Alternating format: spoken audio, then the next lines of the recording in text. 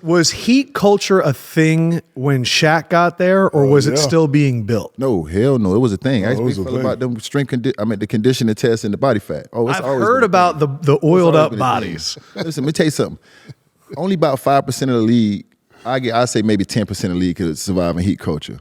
45 gonna bail out because they got to sacrifice, and the other 45 gonna bail out because they got to do the hard shit every time. So that only leave 10% that's made for heat culture. And so when you heard he was coming, I think it was like July 2004, in your mind, before you met him or saw him, did you go, oh, Shaq could make his way into heat culture? Nah, the first thing I thought about was I got to step my game up. You know what I'm saying? He ain't coming here to, can I cuss? Yeah, He ain't coming here to fuck around. He coming here to win. You know what I'm saying? The expectation is winning. You know what I'm saying? When you bring a guy like Big Fella in. So I can't fuck around. I got to be on my shit. The second thing I thought of, it was an article that came out. And I love this guy because he's a Miami dude, but Dan Le Batard, he tried it. He said, Shaquille O'Neal has never won a championship with a power forward next to him at the size of 6'7" as Udonis Haslem. So now I'm looking at Travis Knight, who he played with, and no disrespect to Travis Knight, but even at 6'7", I tell Travis Knight ass up. So you go tell me he could win with Travis Knight, but he can't win with me? Immediately it was on. I had so much motivation, I was inspired, and I was ready to help him get his championship. So the only thing, and I've never talked about this, but the only problem I had with heat culture is it wasn't developed yet. And listen to me. When you win, now you can say it works. So I'm coming from a place where I won 3 in a row, went there a 4th time and lost. So the culture that I have the blueprint for, I won 4 out of 5. So why would I change that? Great point. Why would I change that? Like, I understand 3-hour practice and all that, but hey, my guy let us practice an hour and a half, and it worked. My guy did this, my guy did that. So, but you know, certain people don't want to change. So that's the only problem. Sorry, that's the only problem I had with the heat culture. And I'm the type, if it ain't broke, I'm not trying to fix it. Yeah, So what body fat did they want you to get down to? 12. And you were at? I'm at 15. He met us in the middle, though. Impossible. He met us in the middle. Yeah, I mentioned because see, That's a weight. He met us in the middle. because see, I'm the type. All that stuff matters, but I play for a higher cause. When I was 13 years old, my father told me, if you don't play well, the family don't eat. You know how much pressure that is?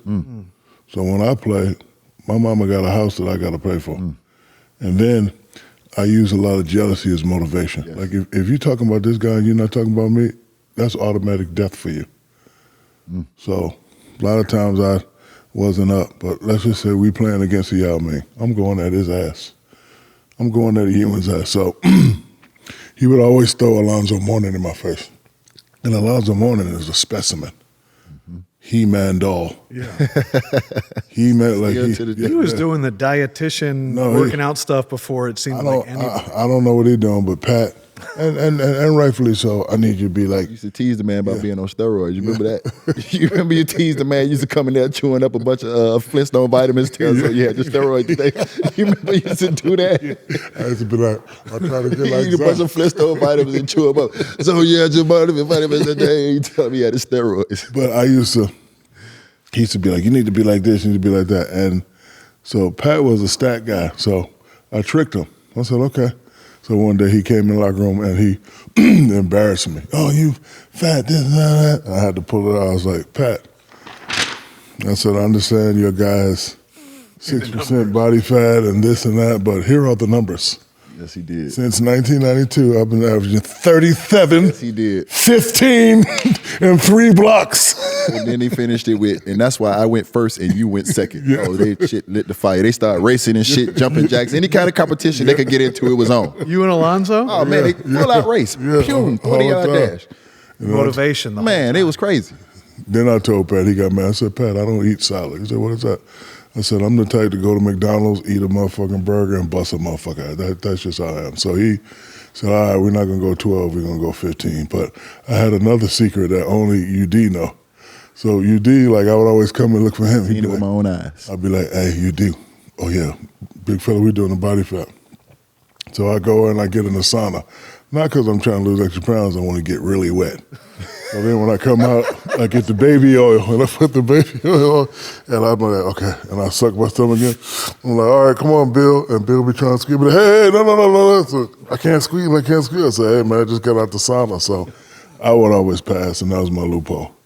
What was your body fat at that time? 6, 7. It was a Yeah, I specimen. stayed around 8, 9, Yeah. 7, 8, 7. I'm at 6.5 now. And so when you guys, You see that shit? No, I'm You at see 6. it? Maybe at 6. I'm Yeah, probably at yeah. 6. Somewhere What do you 6, think between you are 6, now? 6.5. Me? I'm like 21. I'm probably about 14 plus 3. Ain't none of it in his arms, I tell you that. Motherfucker jacked up. Yeah, upper body's great. Ain't none of it in his arms. We had so much fun in Miami. We had curfew. Is that not common? Bro, Is this heat culture that we don't know We earned about? curfew. listen. We earned that curfew. We earned that curfew. I used to tell my coaches, hey, man, I'm a grown damn man.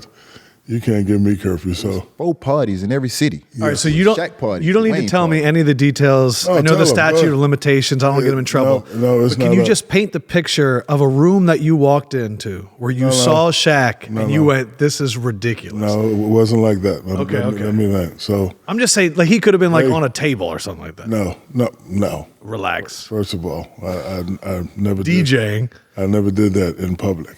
Let's just get that out there. I'd have got the hell out that room. Look at that. He get on the but table, I'm gone. They used to call us the Heatles Yeah. because it was a side business. Yes. Hey, man, give you 100, 250,000 show up at a party. So when we go into these cities, I'm not just going to go sit in a room. I got to go have fun. And it was my job to make sure everybody, because I don't drink. But you get other people drinks. No, well, it's not that. It's just I let people do what they do, and like you said, time management. So we playing the Rockets. I got to go to work. He can chill. So if you want to have a good time in Houston, y'all go ahead. Like we'd always did that. Like so, my job to just boom, bam, and we always got in by 2. And then so 2, shoot around at 10, come back and take another nap. But that kept us close together. You saw him mention we hung out together. Yeah. It's very important. You hang out together. We was always together. Is that the partnership with the others, where when you go out, they become the stars and you take the back seat, and then the next day at the game you take over? Like even though I am a star, I never treated them like I was a star, and that's how you gain their respect. Yeah.